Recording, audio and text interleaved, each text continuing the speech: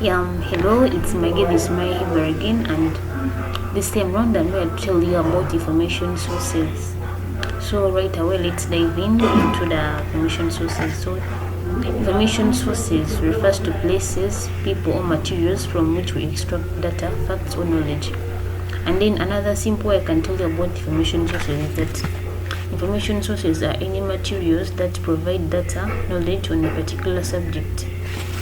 And then information sources can be like they can vary in type, format and accessibility, and can be classified in different ways depending on the type of data they provide.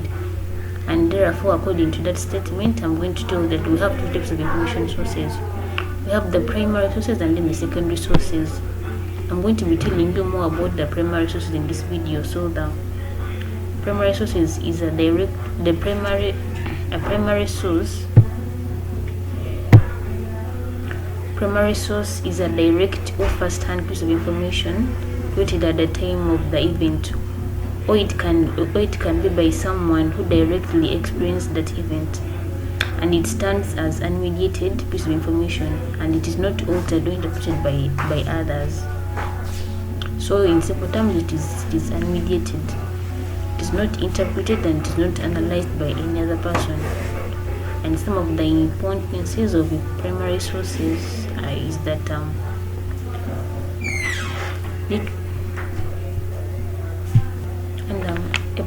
primary sources, one of the characteristics that go hand in hand for the primary sources is that the originality, meaning that they provide first-hand information. Like it is mostly about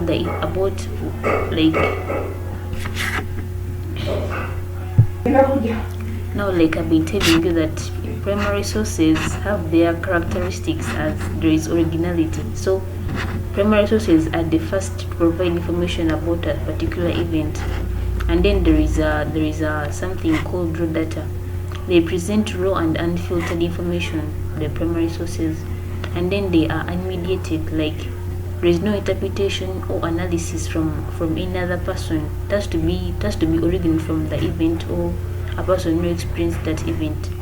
And then it is time related, like it is tied to the moment in which it was created.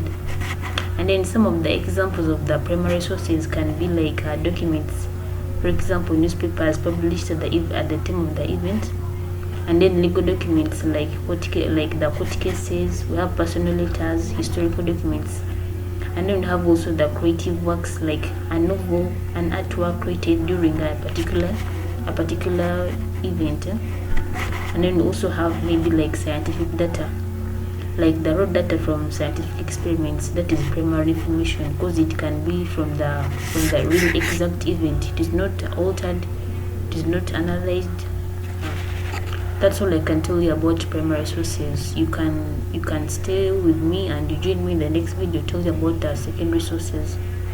Please you can subscribe to my YouTube channel and you learn more about these things, about information literacy and all others. So I'll meet you in the next videos to come.